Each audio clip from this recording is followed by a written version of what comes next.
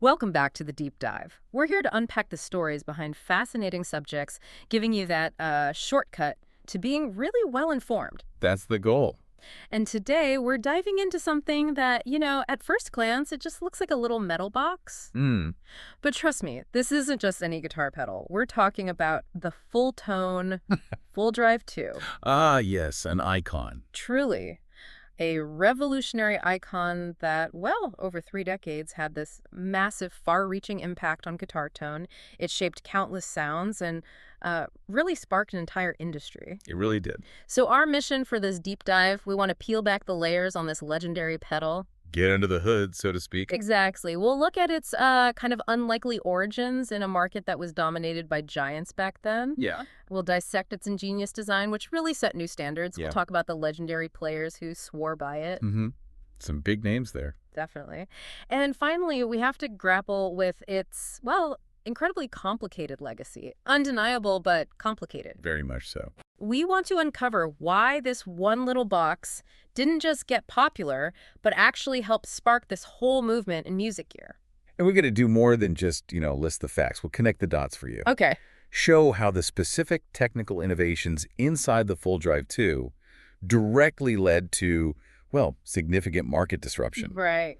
Understanding this pedal's journey, it really offers a fantastic shortcut to getting your head around the entire boutique gear movement. That whole explosion of small builders. Exactly. That explosion of small, independent builders making high-quality, specialized effects, that really took off in the 2000s, and this pedal was a big catalyst. So have you ever wondered how a seemingly simple piece of gear can, truly define an era, influence countless musicians across all sorts of genres, and even become a flashpoint for bigger cultural discussions? Let's jump in. Let's do it. Okay, so to really get the significance of the Fulldrive 2, we need to kind of go back in time. Early 1990s. Right. Picture it.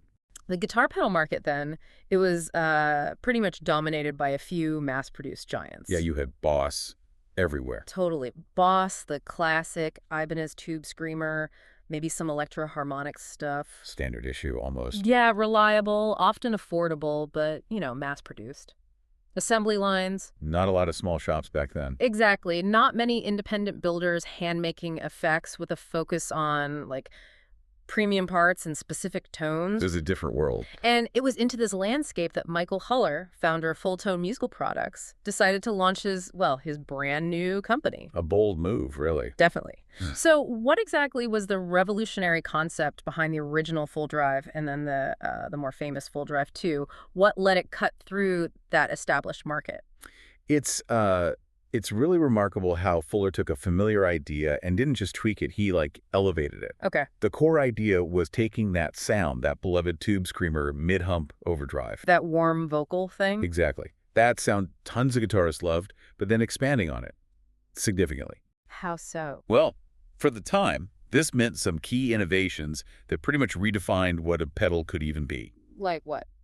First, and this was huge, absolutely huge back then, true bypass circuitry. Ah, the holy grail for tone purists. Absolutely. Before this, lots of pedals, even when they were off, would subtly degrade your signal.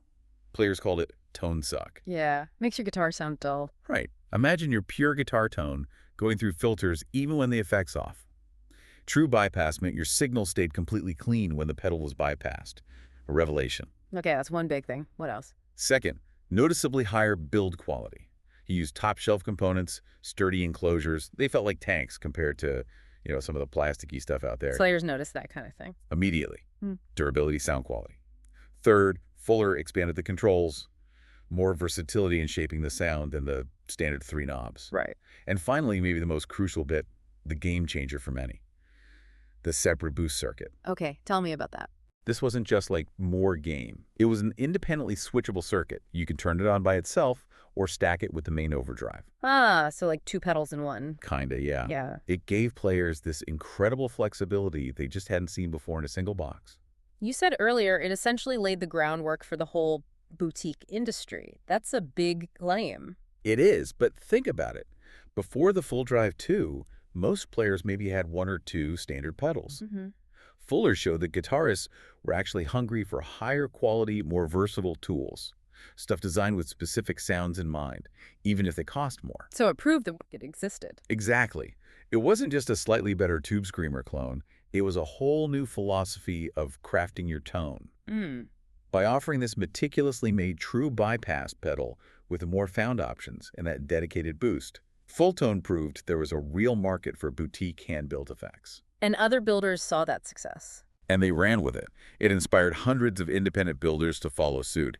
They saw a small company could actually challenge the giants by focusing on quality and innovation.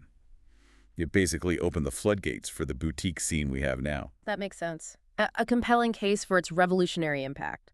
So to really understand that, let's dive deeper into the technical heart. What did Fuller do under the hood? Okay, yeah. So at its core, the Fulldrive 2 definitely had that Tube Screamer DNA. Meaning? It was based around the JRC 4558 op-amp clipping topology. That's the chip revered for that characteristic warm compression, that smooth kind of vocal mid-range. The sound people associate with the TS. Right, that identifiable signature.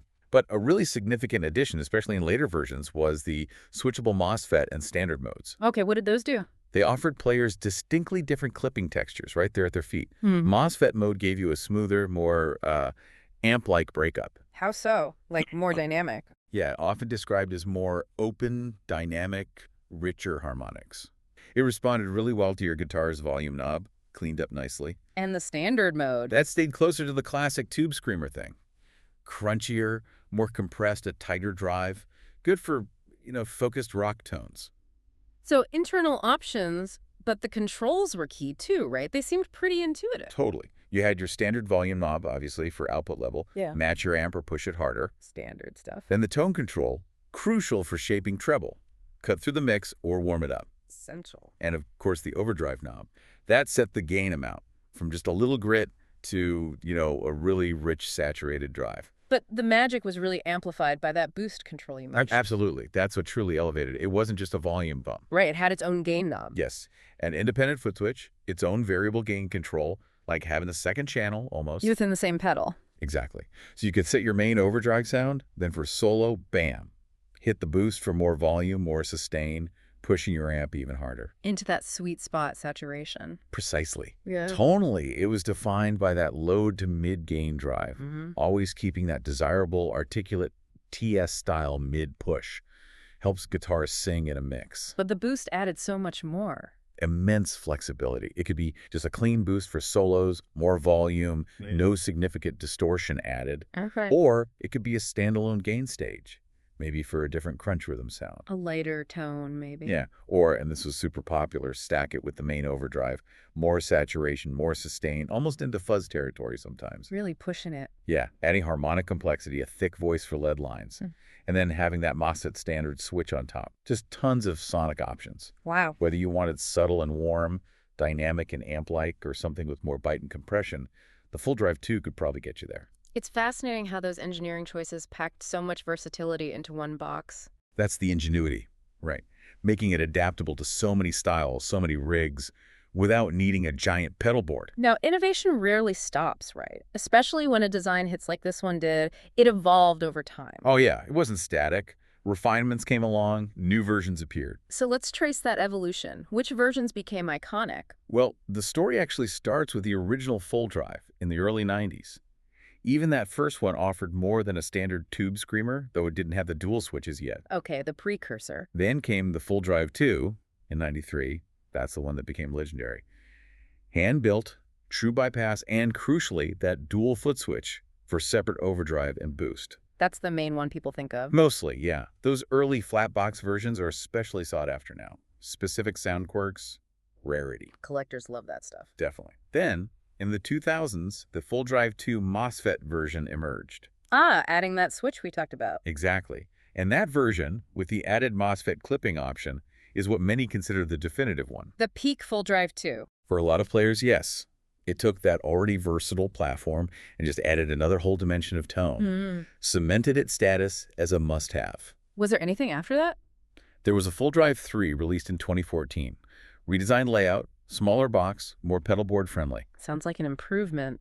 Interestingly, it never quite got the same cult status or adoration as the FD2s. Why do you think that is? Hard to say definitively. Some players felt it lost a bit of the intangible magic or the feel of the earlier ones. Mhm. Maybe just changing the form factor changed the perception. It's fascinating how tiny design changes, even from the same maker, can totally shift how players feel about a pedal. Very subjective, Tom. Deeply personal, yeah. But a great design is one thing. Getting it onto the pedal boards of top pros, that's another level of validation. Absolutely. So what did this mean for players? Who are the big names using the Fulldrive 2? Oh, it became an absolute staple for working musicians through the 90s and 2000s. Mm-hmm. Really defined the sound for many. Like who?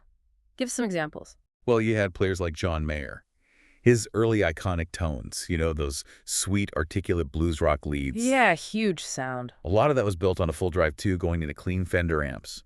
Gave him that perfect edge, that sustain, without getting harsh. Wow, okay. Who else? Robin Trower, legend, known for his incredible blues rock tones.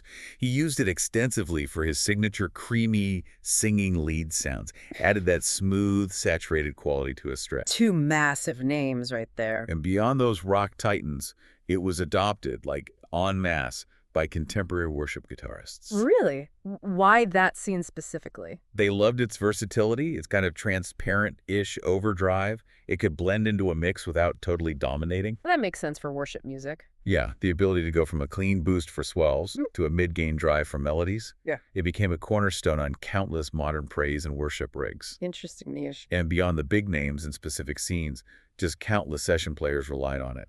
It really earned its reputation as the professional's tube screamer Why that nickname? because of its reliability, consistent quality, and that incredible chameleon-like versatility. It could just fit into almost any musical situation, a real workhorse. It's truly remarkable. That diverse adoption, blues, legends, session pros, modern worship leaders, it just powerfully underscores how adaptable and, well, universally appreciated this pedal was. It crossed so many genre lines, like a secret handshake for tone chasers. Well put. But the story doesn't end there, does it? Like many influential things, there's a deeper cultural story. Yeah, it gets more complex. Let's shift to that broader cultural impact and some of the unexpected turns in its story, the stuff that shaped its complicated legacy. Right, so the Fulldrive 2 really stands out as one of the very first true boutique hits. Alongside things like the Klon. Exactly, the Klon Centaur, various Analog Men mods. The Fulldrive 2 played a pivotal role in proving there was a real, eager market for high-quality, hand-built effects. It validated the whole concept. Totally. It wasn't just about selling pedals. It helped usher in the entire boutique movement we know today. Showed players would pay a premium for thoughtful design, better parts.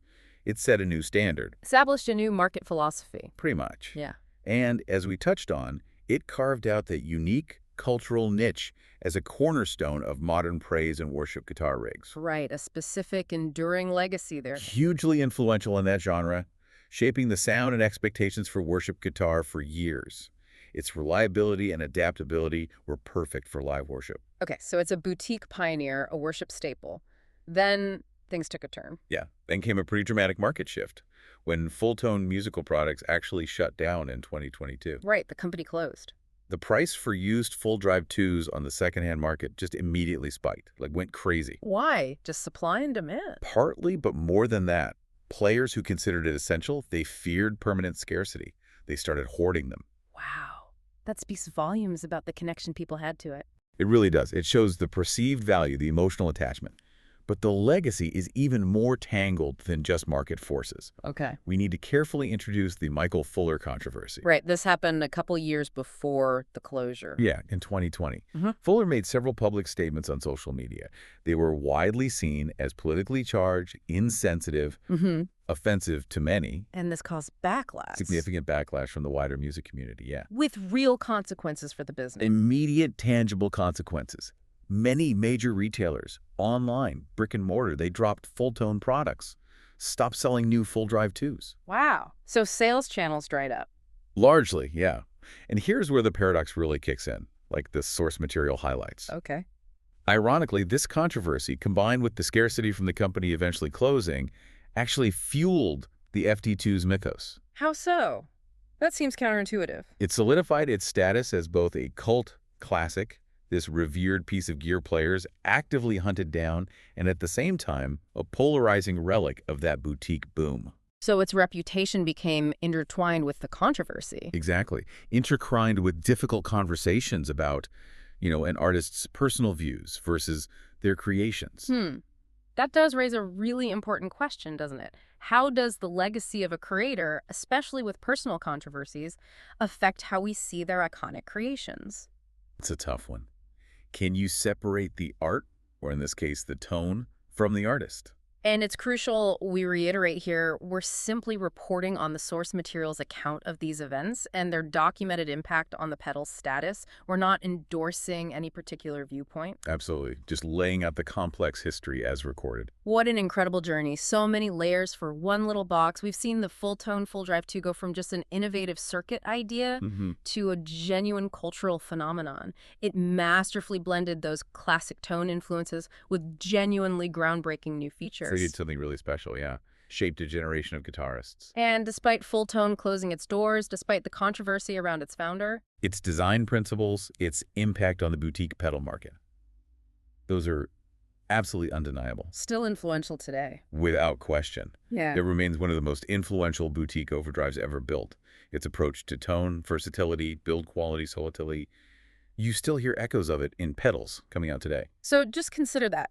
How a single piece of gear can not only define a sound, inspire so many musicians, Yeah. but also embody this major shift in an entire industry. That move from mass-produced utility to, like, boutique artistry. And how even controversy, paradoxically, can cement a product's cult status, its place in history. Makes you wonder what other everyday objects around you hold those kinds of layers. History, meaning just waiting for their own deep dive. Could be anything. A classic camera, a piece of software. Even a specific dish, maybe, each with its own story. Innovation, influence, maybe some unexpected turns. Always more stories out there. Thanks for joining us on this dub dive into the Fulltone Fulldrive 2. Been fascinating. We'll catch you next time.